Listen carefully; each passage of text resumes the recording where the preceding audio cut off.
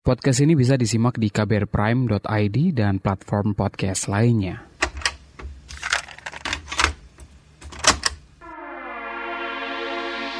Kamu lagi dengerin Love Buzz bersama saya, Asrul Dwi.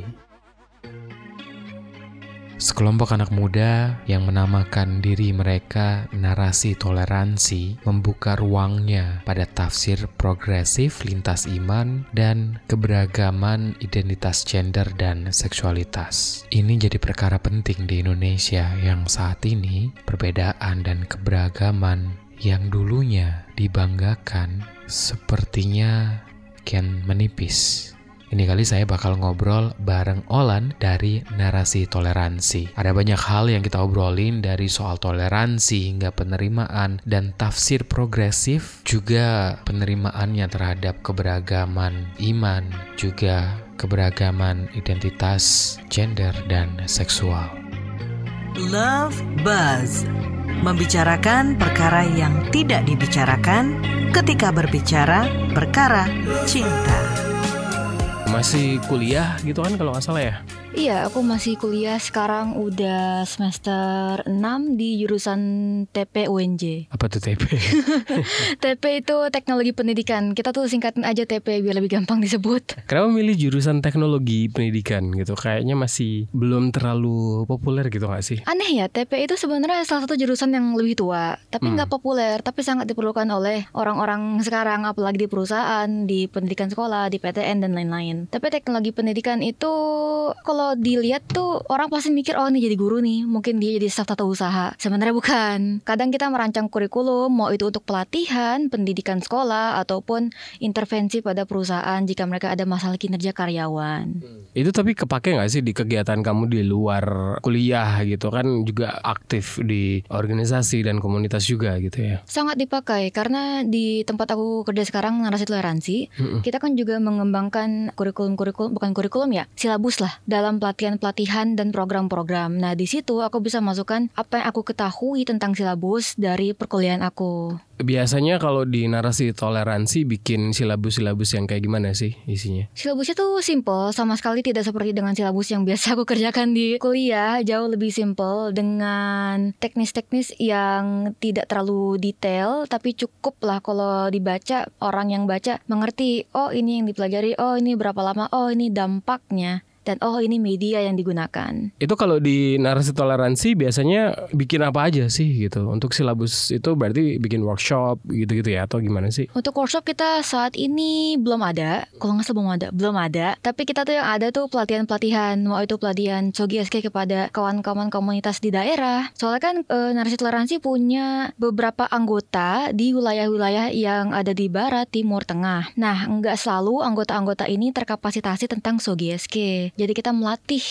pengetahuan mereka tentang SOGI-SK. Nah, untuk pelatihan tersebut kita butuhlah sebuah silabus. Gambaran toleransi terhadap keberagaman identitas gender dan seksual di Indonesia gitu kayak gimana sih kalau dari yang dihimpun teman-teman Narasi Toleransi? Jadi kan kawan-kawan Narasi Toleransi berasal dari latar belakang yang sangat berbeda. Ada yang latar belakangnya Jawa Islam, ada yang latar belakangnya Sunda Kristen dan lain-lain sebagainya. Nah, saat kita melihat situasi keberagaman keimanan dan kepercayaan di Indonesia, kita menemukan bahwa nggak usah masukin SOGI-SK dulu. Bahkan situasi keimanan dan kepercayaan di Indonesia aja agak kritis ya, melihat kalau ada banyak sekali pelarangan-pelarangan pembangunan tempat beribadah, banyak sekali diskriminasi yang terjadi. Kalau itu udah complicated, apalagi kalau kita masukin faktor yaitu SOGI-SK, tambah complicated lagi. Mengingat kalau keimanan dan kepercayaan yang kita ketahui itu biasanya menindas kawan-kawan dengan keberagaman gender dan orientasi seksual. Jadi kita dari Narasi Toleransi mencoba untuk bagaimana cara kita bisa membangun sebuah dialog dengan keberagaman keimanan dan kepercayaan dan memasukkannya ke dalam dialog SOGI-SK. Apakah ada tafsir-tafsir progresif yang sebenarnya mendukung keberagaman SOGI-SK? Tapi itu ditemukan nggak sih? Dapatnya dari mana biasanya untuk tafsir-tafsir yang ramah gitu ya terhadap teman-teman keberagaman identitas gender dan juga seksual? Jadi begini, kita dari Narasi Toleransi survei, tanda kutip survei, mencari tokoh-tokoh agama, keimanan dan kepercayaan yang mungkin perspektifnya positif lah. Kita cari yang positif dulu. dulu minimal mereka tidak membenci. Terus kita telaah lagi nih, oh mereka kira-kira pernah nulis nggak ya tentang keberagaman SOGSK ini. Kalau udah, kita mulai mengundang mereka untuk berbicara. Nah kemarin tahun 2023 bulan Oktober, kita mengadakan sebuah acara offline di mana kita mengundang tokoh-tokoh keimanan dan kepercayaan dari seluruh Indonesia. Nah di situ mereka menyampaikan tuh, jadi tafsir dari kepercayaan, agama, dan keimanan aku seperti ini untuk SOGSK. Nah dari situ kita mencatat semuanya, kita masukkan ke database kita biar nggak lupa. Dan setelah 3 tahun kita untungnya udah punya banyak lah database-nya untuk tafsir progresif ini. Waktu itu yang datang dari mana aja? Maksudnya ragam agama yang apa aja? Kita berusaha untuk mengundang bukan cuma agama tapi juga kepercayaan, karena ternyata di Indonesia tuh punya beratus-ratusan kepercayaan. Yang jelas kita harus mengundang agama-agama yang biasa kita kenal, Islam, Kristen, Protestan, Katolik, Buddha, Hindu, dan juga kepercayaan-kepercayaan seperti Sabta Dharma, Kapribaden, dan lain-lain. Itu berarti dari agama dan kepercayaan yang ada di Indonesia gitu. Sebenarnya kalau dari teman-teman di narasi toleransi gitu ya, cukup ramah gitu gak sih? Atau ini perkara ya itu tadi sih, tafsir dan siapa yang menafsirkan gitu? Bener banget seperti itu. Jadi kalau kita lihat beneran tafsir lamanya nih, ternyata contohnya di agama Islam, dan ini aku baru tahu banget kemarin pas di suatu kegiatan dengan seorang ustadz. Ternyata dulu pernah dirayakan kawan-kawan transpuan, kawan-kawan waria, dan mereka itu bukannya dikata-katain, bukannya dihina-hina, bukannya mereka ditanda kutip bully ataupun dilakukan kekerasan. Mereka tuh dirayakan keberadaan mereka seperti seorang stand up komedian, seperti itu. Dan kalau aku bandingkan yang dia ceritakan dengan keadaan kawan-kawan transpuan waria sekarang, kayaknya agak sangat berbeda, tapi agak sangat familiar ya, karena kawan-kawan transpuan waria kan sekarang mengalami banyak penindasan yang sayangnya tidak bisa aku wakili ya. Tapi ada suatu perbedaan lah dengan apa yang dia ceritakan dengan apa yang sekarang banyak sekali ditafsirkan oleh orang-orang banyak. Kita udah sedikit banyak ngobrol soal programnya gitu yang dilakukan teman-teman narasi toleransi gitu. Tapi sebenarnya kalau didefinisikan narasi toleransi ini organisasi, movement atau apa sih sebenarnya? Kita lagi OTW organisasi, kita lagi mencoba untuk legalisirin ini organisasi. Itu sebenarnya tanggung jawab saya sebagai sekretaris. Tapi ya dulu tuh ini sebuah komunitas. Dulu tuh ini bukan organisasi. 2019 ini masih komunitas yang anggotanya tuh nggak terlalu banyak. Baru sekarang aja kita mulai berani memanggil diri kita organisasi, karena kerja-kerja kita udah terlalu banyak untuk masih dipanggil komunitas. Tapi kenapa milih kata diksi toleransi bukan penerimaan gitu? Ini jadi pembahasan juga. Kemarin di internal kita juga membahas kira-kira masih cocok nggak sih kawan-kawan rasa untuk memakai kata toleransi, mengingat keberadaan kita, mengingat kebutuhan kita di masa depan. Dan aku juga mulai mikir, oh iya sebenarnya kalau toleransi itu kan bare minimum nggak sih? Itu kayak standar minimal orang untuk mentoleransi perbedaan. Tapi untuk menerima perbedaan adalah langkah selanjutnya yang sayangnya lebih berat. Dan sayangnya saat kita lihat sekarang, ya satu, branding narasi toleransi udah ada. Jadi kalau diganti jadi narasi penerimaan Indonesia kan agak kurang gitu.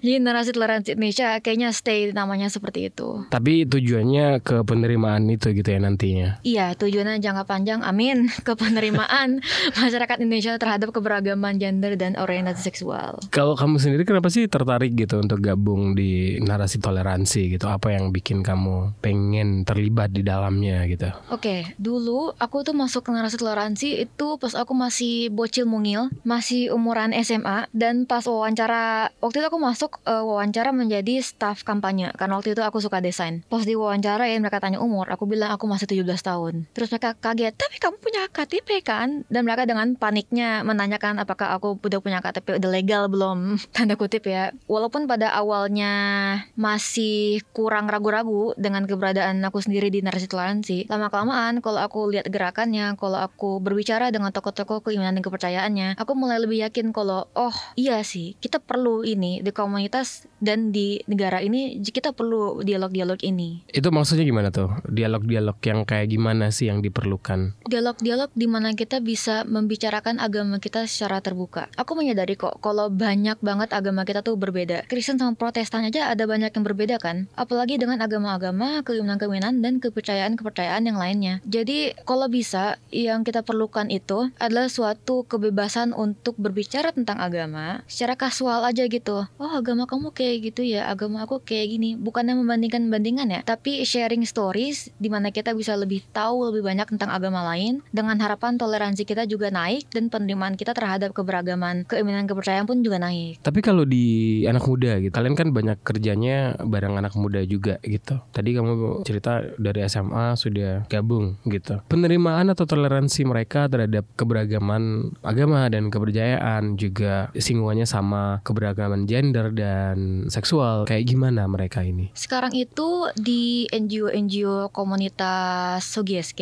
itu nggak banyak yang kerja-kerjanya ataupun strukturnya itu fokus dan dikhususkan kepada orang-orang muda. Jadi pada awalnya pas narasi toleransi diberdirikan, harapannya memang yang bergerak itu orang-orang muda. Mengapa? Karena orang-orang muda jarang bergerak. Karena orang-orang muda yang aku lihat, gila, aku narik teman aku untuk ikut bergerak aja susah banget, padahal itu teman lama dan aku tahu kalau dia punya harapan yang sama dengan aku. Jadi untuk menggerakkan orang muda itu untuk memberitahukan kepada orang-orang yang maaf banget yang lebih tua, kalau inilah kepercayaan kita, inilah harapan kita, inilah yang kita inginkan untuk Indonesia di masa depannya saat kita di umur kalian. Ngajak mereka dialog itu satu dan lain hal gitu. PR-nya kemudian kalau mereka mau untuk ngubah sudut pandang gitu ya, dekonstruksi soal konsep-konsep yang udah mereka udah ngelontok gitu kali ya di kepala mereka.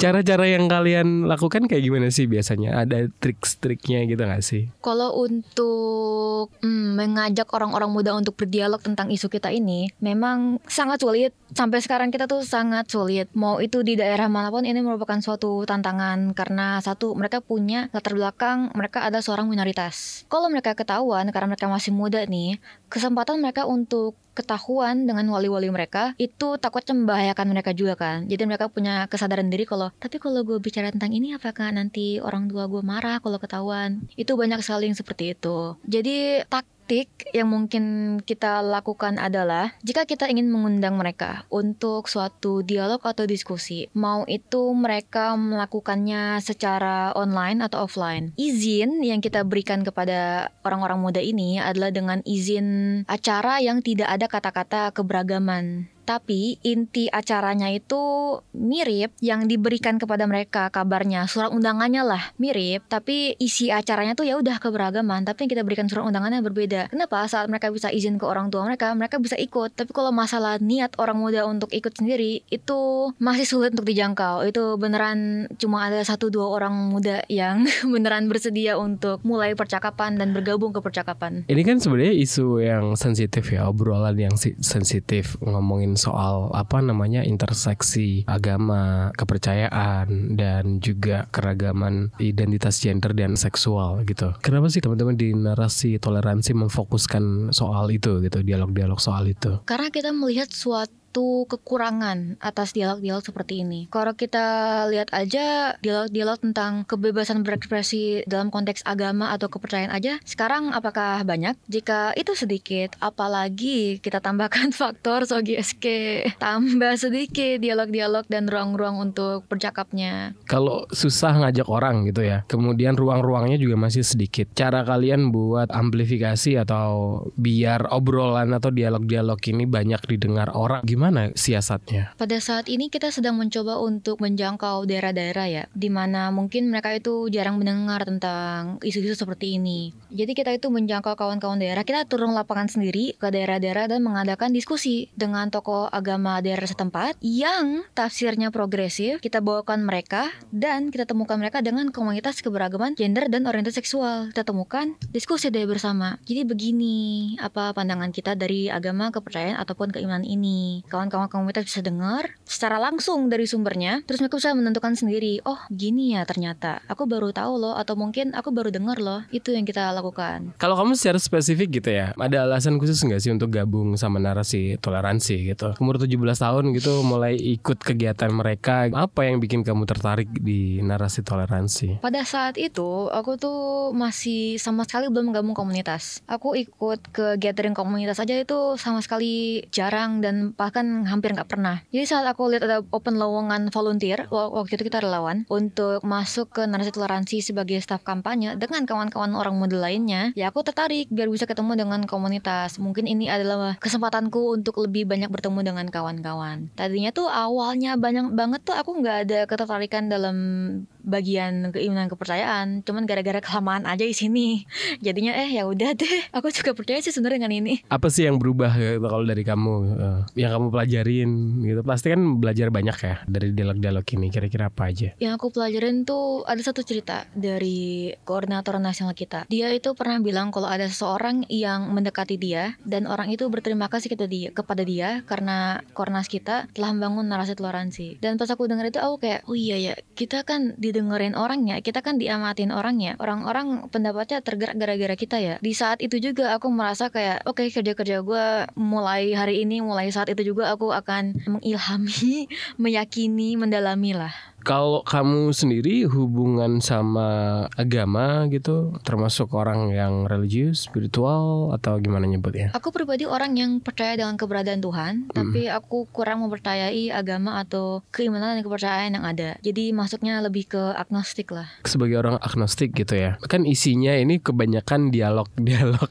dengan agama dan kepercayaan yang lainnya gitu. Ada semacam gesekan gitu gak sih antara kamu sebagai seorang agnostik? Kalau dari aku pribadi selama bersama narasi toleransi sebenarnya nggak ada. Malah aku merasa lebih bebas dengan identitas agnostikku di lingkungan kawan-kawan narasi toleransi, karena aku bisa secara terbuka bilang, kawan-kawan aku agnostik ya, dan mereka udah oke-oke aja. Mereka tidak mempertanyakan kenapa kamu agnostik, kan ada Tuhan tahu nanti kamu masuk neraka. Nggak kayak gitu. Mereka oke, be aja mereka. Tapi gimana sih kalian membangun ruang aman itu gitu? Kamu agnostik dan mungkin teman-teman yang lain kan lebih soleh dan solihah gitu.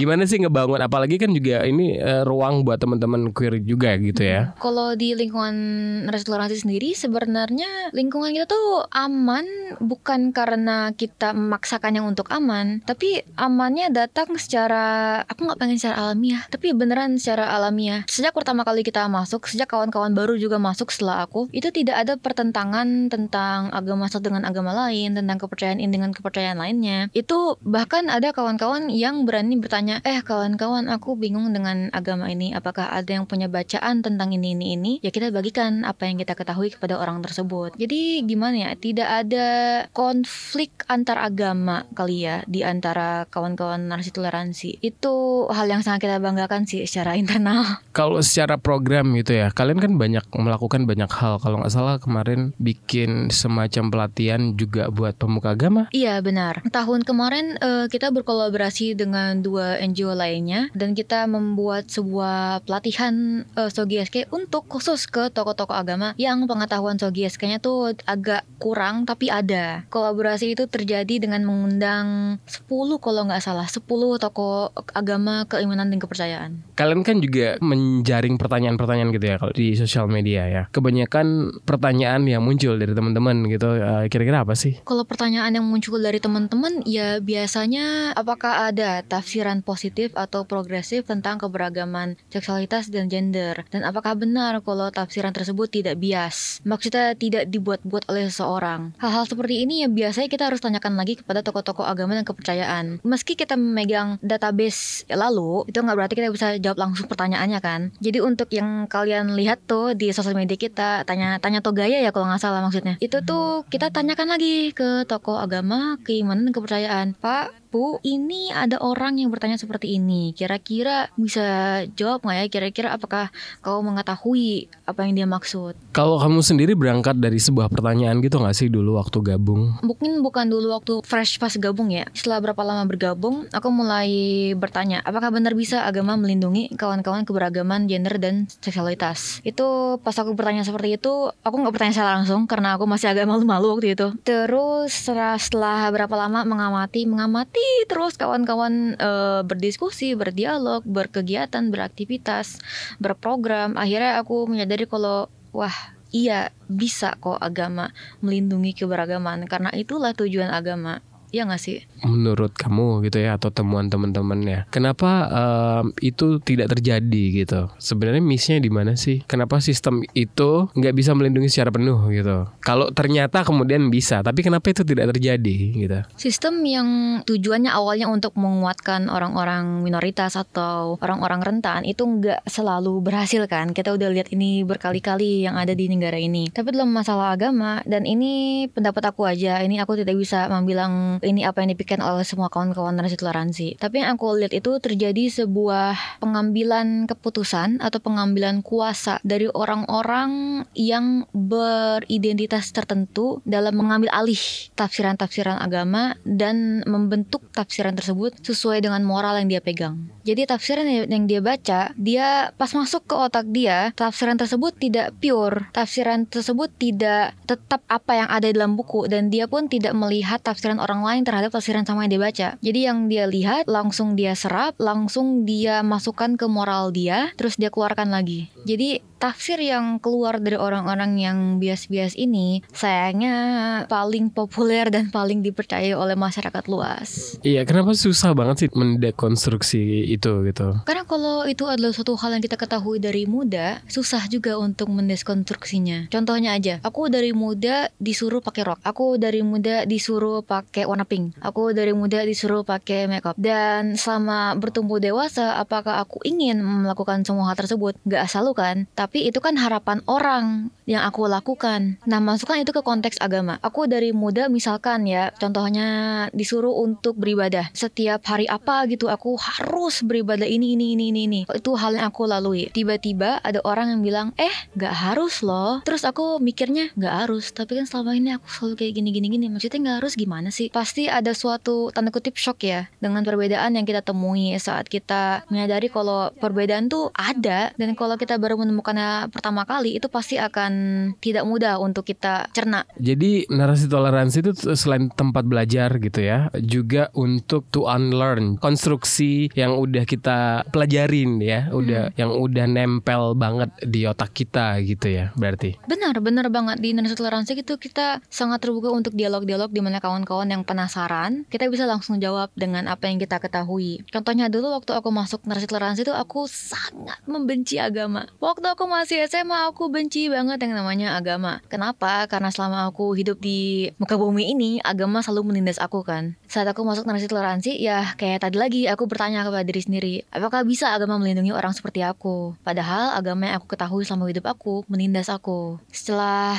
berbicara dengan kawan-kawan narasi toleransi dulu, ya ternyata bisa. Dan itu adalah hal yang ternyata sayangnya juga sih gak banyak orang ketahui, apalagi kawan-kawan komunitas yang pikirannya juga mungkin sama dengan waktu aku umur 17 dulu, membenci agama karena agama menindas. Itu berarti kesadaran kamu akan identitasmu gitu ya, itu muncul duluan gitu ya, sebelum gabung sama narasi toleransi. Dan itu juga kenapa yang bikin kamu dulu membenci agama gitu. Benar, dulu waktu SMA itu aku sudah menyadari kalau ya aku gak mungkin straight, aku gak mungkin cisgender, no way, no thank you, I don't want any of that. Pas aku menyadari hal tersebut dan aku mencoba untuk mengekspresikan diri aku seperti yang aku inginkan, muncul deh diskriminasi, muncul deh penindasan, muncul deh segala macam itu. Ini cerita 1000 umat ini. Banyak orang yang ceritanya mungkin mirip juga. Dan karena penindasan yang saking seringnya dimunculkan karena agama itu, ya udah kebencian mulai dalam diri. Sekolah basisnya agama gitu juga? Enggak. Oh enggak, sekolah justru. Aku sekolah negeri, tapi dipaksakan untuk pakai hijab. Di Jakarta gitu sih emang ya. Jakarta emang kayak gitu emang. Kalau sekarang gimana? Udah belajar juga soal agama gitu, toleransi, udah mentoleransi agama gitu lah ya. Untuk penerimaan diri sendiri kayak gimana kamu? Pada titik ini penerimaan ke diri sendiri udah fix. Aku udah udah toleransi agama. Dan sekarang aku juga mulai lebih mencintai agama juga. Ini proses ya kawan-kawan, bukan agama satu doang, tapi semua agama dan semua kepercayaan. Aku berusaha untuk lebih belajar tentang keberagaman kita. Tapi iya, untungnya sekarang udah lumayan menerima lah kalau oke, ini identitasku, itu identitasmu. Oke. Jalan bareng-bareng gitu ya. Bareng-bareng. Kalau kamu ngelihat gitu ya, antara di Jakarta sama teman-teman di daerah, toleransi atau penerimaan terhadap keberagaman identitas gender dan seksual ini kayak gimana sih gitu? Aduh, mungkin mulai dari Jakarta dulu ya, karena saya lahir di Jakarta juga. Jakarta adalah kota yang katanya toleran, tapi masalahnya mayoritas Jakarta siapa? Dan sayangnya itulah jalan yang biasanya orang ambil saat ingin membicarakan tentang keberagaman, maupun itu keimanan kepercayaan, maupun itu gender dan lain-lain. Jadi kalau Jakarta, ya mau dibilang aman, oke, silahkan. Jika kamu merasa aman, nggak apa-apa. Tapi beberapa dari kita, dari komunitas, ada juga yang merasa tidak aman, terutama kawan-kawan transgender dan non-binary. Tapi kalau di daerah-daerah, ya gimana ya, tergantung daerah juga sih. Kalau kita misalkan lihat keberagaman keimanan yang sudah terbuka, memiliki sejarah merangkul kawan-kawan transgender, tanda kutip, kawan-kawan bisu lah di Sulawesi Selatan, itu kan mereka secara terbuka tuh, iya kita mengakui lebih dari 2 gender atau dan lain-lain. Tapi saat kita melihat posisi mereka di masyarakat tersebut, apakah mereka diterima oleh pemerintah setempat? Karena aku dengar mereka tidak diterima, walaupun itu merupakan keberagaman yang dari dahulu kala dari situ. Kalau itu aja terjadi di keberagaman yang lokal, apalagi di keberagaman lokal lainnya, mau di Jawa, mau Sumatera, mau di Papua, mau di Kalimantan, gimana keadaan mereka? Nah, itulah yang kita dari narasi toleransi coba untuk ketahui juga. Gimana keadaan mereka yang lokal dari dulu. Tapi itu udah dilakukan atau baru mau akan dilakukan? Itu adalah sebuah proses yang sangat panjang karena untuk mendekati keberagaman lokal yang udah lama ini beneran butuh ordal, sumpah beneran butuh ordal. Kita perlu orang yang kenal dengan mereka biar kita bisa kenalan dengan mereka juga, karena agak aneh kalau kita ketok di pintu rumah orang yang kita nggak kenal kan, kecuali yang ngantar paket. Mungkin itu jadi trik atau anak presiden teman-teman ini kan isinya anak-anak muda gitu, range umurnya udah SMA beneran ada atau sekarang khususnya kuliah aja atau kamu kasuistik aja? Enggak, itu dulu tuh waktu aku masuk narasi toleransi belum punya visi yang fix. Nah 2023 kalau nggak salah kita punya visi yang fix. Di dalamnya kita cantumin secara spesifik umurnya biar nggak ada yang di bawah dan di atas yang masuk. Jadi khusus kita umur 18 sampai dengan 35 tahun. Oke, ageism. Itu isu juga tapi loh, bener kan? Isu juga. Kenapa sih spesifik untuk umur segitu gitu? Karena nih di Indonesia, nih konteks Indonesia dulu ya. Yeah. Di Indonesia penerimaan diri terhadap keberagaman orientasi seksual dan gender itu masih susah. Masih banyak orang yang belum menerima diri bahkan sampai mereka umurnya berapa puluh tahun. Tapi di wilayah barat, maaf banget nih kawan-kawan sana, itu hal yang biasa. Kawan-kawan yang muda pun menerima diri aja. Makanya ada perbedaan saat kita membicarakan orang muda yang kita komunitas di Indonesia Anuti itu kawan-kawan yang umurnya 18 sampai dengan 35, karena kita menyadari ada yang memiliki tantangan penerimaan diri dan tantangan aksesibilitas terhadap informasi. Nah, kawan-kawan barat kan aksesibilitasnya banyak. Jadi mereka pakai umur range-nya itu 18 sampai dengan 24. Lebih ageism kan? Iya juga sih. Ngomongin soal akses sekarang bukannya semuanya jadi lebih mudah gitu dengan sosial media, internet. Kita perlu ingat juga di sosial media, di internet takutnya ada banyak hoax. Dan sayangnya konteks yang kita lihat mungkin dari konten yang asal dari barat, dan kita lihat itu kita sebagai orang dari Asia Tenggara, Indonesia beda banget. Kita bandingkan pengalaman transpuan misalkan dari Amerika, transpuan dari Indonesia beda. Apakah ada kemiripan? Mungkin. Tapi apakah ada perbedaan? Pasti. Kita bicarakan perbedaan antara non-biner, karena aku non-biner dari Indonesia dan non-biner dari Asia deh, non-biner dari Jepang. Apakah sama? Enggak, beda. Apakah ada persamaan? Mungkin kita perlu dialogkan hal tersebut. Jadi apakah aksesibilitas masih menjadi sebuah tantangan? Masih. Walaupun internet sudah ada, alhamdulillah. Walaupun internet sudah ada, nggak pasti kalau informasi yang kita terima itu cocok dengan konteks budaya kita, budaya Sogieska kita di Indonesia. Berarti kalian localizing informasi yang dari luar atau memang ngambilnya dari riset-riset yang kalian lakukan gitu ya? Kemudian di-present atau dibagi ke teman-teman yang lainnya? Kalau localizing bukan kali ya, karena yang kita ketahui itu bukan datang dari luar juga. Takutnya westernisasi soalnya. Enggak juga ya, enggak kawan-kawan. LGBT impor gitu kan. Kayak daging.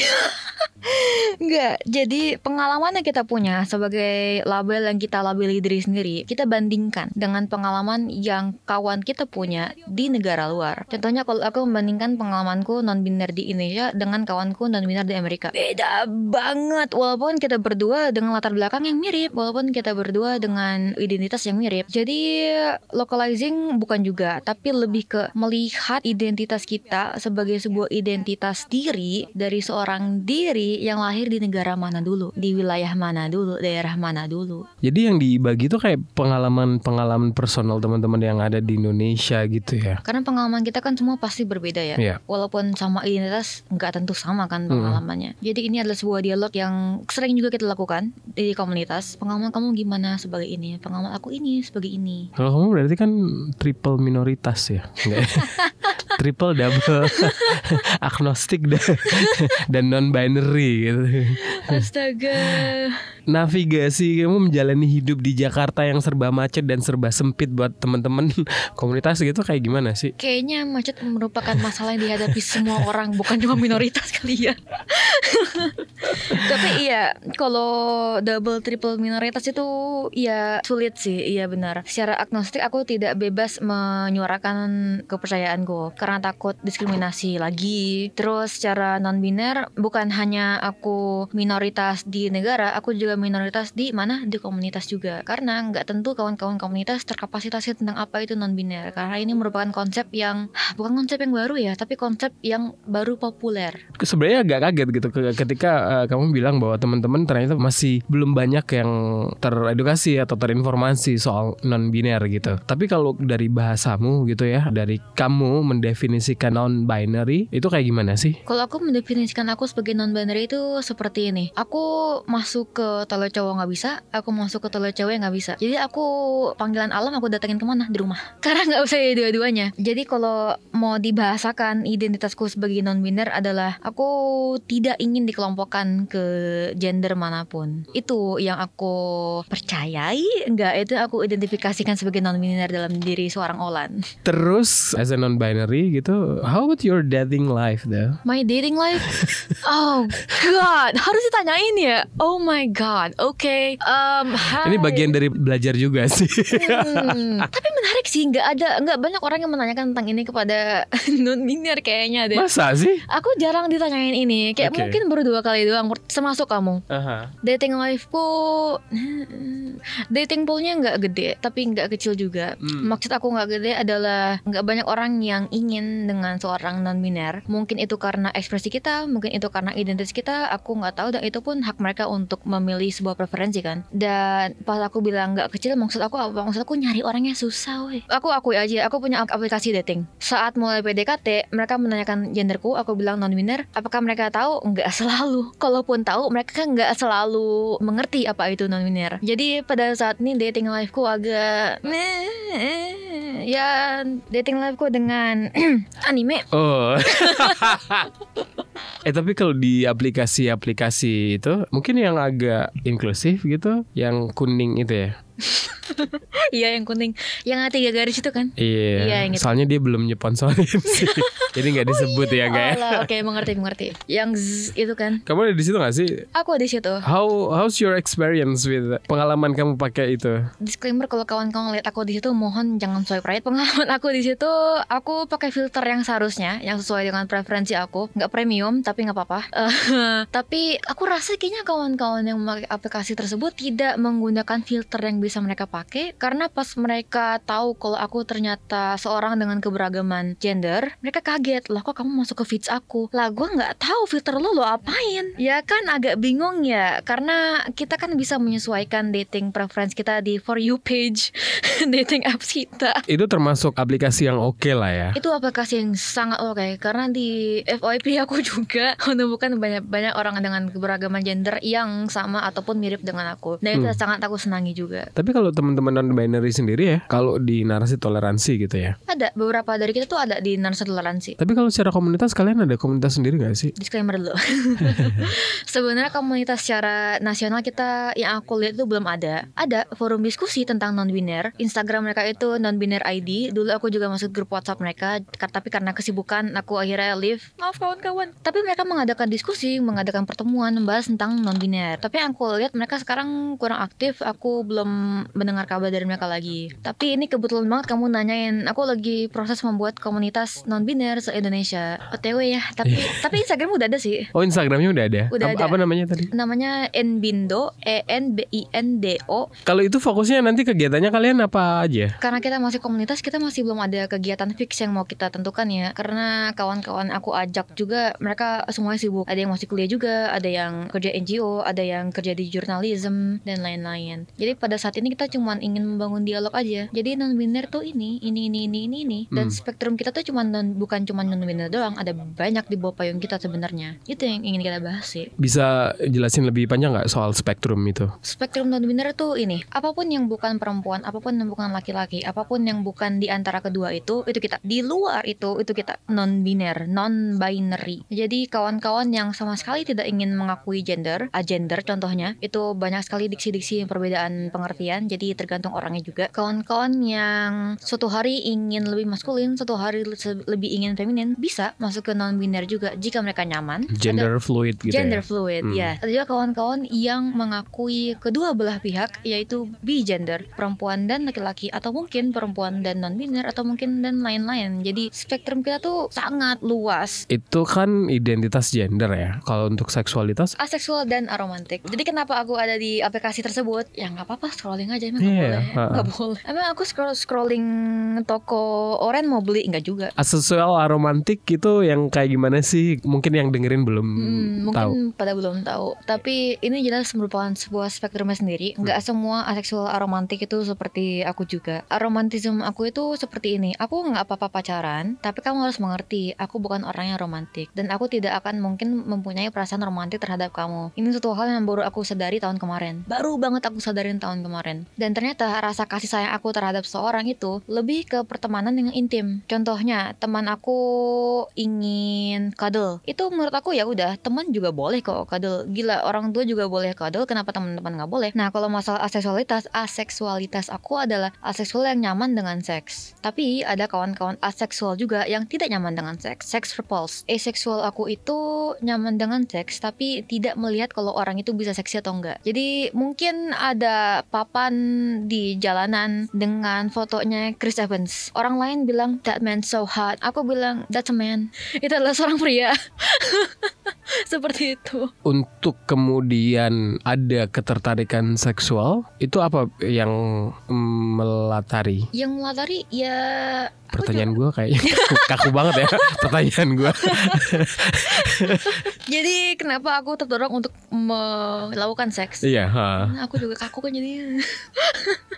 Yang mendorong aku adalah ya aku ingin bantuan yang sayangnya tidak bisa dilakukan dengan diri sendiri atau dengan alat yang aku punya. Jadi aku perlu bantuan. Jadi itulah tujuan lainnya aku punya aplikasi kuning. Buat kamu intimacy itu kayak gimana? Buat aku intimacy itu sangat casual gitu loh. Jadi bahkan intimacy gini deh, aku orang yang nggak nangkep jokes. Jokes itu aku sering nggak nangkep. Sampai teman-teman aku di narasi toleransi, ini teman-teman dekat aku, mereka kalau jokes ke aku mereka malah bercanda. Kalau sama kamu mah harus pakai latar belakang, pakai tujuan masalah dan lain-lain untuk nganterin jokes.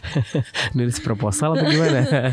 Dan mereka secara sengaja berjokes ke aku yang aku nggak ngerti karena mereka tetap ingin melibatkan aku. Itu menurut aku sebuah hal yang intim dan aku sangat mengapresiasi hal tersebut. Nggak ngerti sih, dan itu ya konsekuensi kamu sendiri sih, jokes kamu nggak aku ketawain. Tapi terima kasih sudah melibatkan. Kontak fisik itu bukan hal yang utama gitu ya? Nggak, aku pribadi hanya memperbolehkan kontak fisik dari teman-teman dekat aja. Kecuali mau ONS, beda. Emang bisa ya? Oh bisa ya? Bisa. Kalau aku mikirnya mungkin orang aseksual jarang ONS gitu ya. Aku malah ya terbuka aja sih sebenarnya. Ada kok aseksual yang hyperseksual. Menarik kan?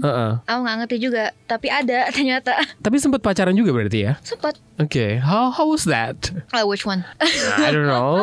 Any relationship yang mau kamu share? Kayaknya pacaran paling berharga bagi aku aja kali ya. Itu beberapa tahun yang lalu, 2021 kalau nggak salah. Aku berpacaran dengan orang yang aromantik aseksual. Dimana pada saat itu aku merasa aku masih queer doang. Dan di pacaran dan persahabatan itu juga, kita sahabatan dulu baru pacaran. Itu aku menemukan banyak hal tentang diri sendiri yang ternyata agak tidak sesuai ekspektasi juga. Jadi pas aku bicarakan dengan seorang kawan ini, seorang pacarku ini, ya ternyata banyak sekali hal yang tentang romantik aseksual yang aku relate, tapi pada saat itu aku masih stupid orangnya. Jadi aku nggak menyadari kalau aku relate karena aku adalah masuk dari spektrum tersebut. Jadi di dalam pacaran itu ya udah kita beromantis, tapi nggak romantis banget, lebih ke pertemanan. Karena ya siapa sih temenan yang nggak share memes gitu? Semua temen juga bisa kali ya. Dan udah kayak gitu aja pacaran kita, sharing memes, sharing stories, kadang kolan, kadang paling gitu aja. Pada akhirnya kita memutuskan untuk putus. Kenapa? Bukan karena berantem besar sih, tapi karena ternyata kita punya tujuan hidup yang berbeda. Lebih gampang ketika menjalin hubungan itu lebih gampang sama orang yang mungkin sama-sama non-binary atau seksual, romantik gitu, atau tergantung orangnya aja sebenarnya. Kayaknya tergantung orangnya deh, karena nggak semua orang mau kan dengan seorang yang romantik aseksual. Ada orang-orang yang sangat membutuhkan cinta, yang sangat membutuhkan atensi. Needy gitu maksudnya. Needy. Kalaupun needy ya menurut aku sih nggak apa-apa sih. Itu merupakan needs mereka berbeda dengan needs aku. Gitu. Jadi kalau orang tersebut memerlukan kedua hal tersebut, itu bukan hal yang bisa aku berikan. Itu harus aku warning ke mereka juga. Oke, kamu perlu ini. Aku tidak bisa memberikan hal tersebut. Dah. Gitu. Cinta buat kamu apa? Cinta buat aku, mampus. Kamu nanya ke orang ROS ya? Nah itu dia. That's the gag. That's the gag. Oh man. Oke. Cinta yang aku paling sering cintai, yang paling sering aku rasakan adalah cinta terhadap seorang pertemanan. Karena cinta pertemanan adalah cinta pertama yang aku rasa itu beneran no strings attached. Cinta yang dimana aku secara terbuka bisa teriak dari ujung jalan, I love you, dan mereka pasti ngucapin balik, I love you too, bitch. Kadang kayak gitu kan dengan seorang pertemanan. Itulah cinta yang aku percayai, bisa untuk membilang I love you tanpa merasa kalau ada strings yang ter-attach ke kata-kata tersebut. Rasa-rasanya untuk sekarang ini kita nggak harus berhenti pada toleransi. Toleransi memang bisa jadi pintu, tapi jauh lebih dari itu, penerimaan adalah perkara yang lebih penting. Mentoleransi bukan berarti menerima. Menerima atas perbedaan dan keberagaman yang dirayakan.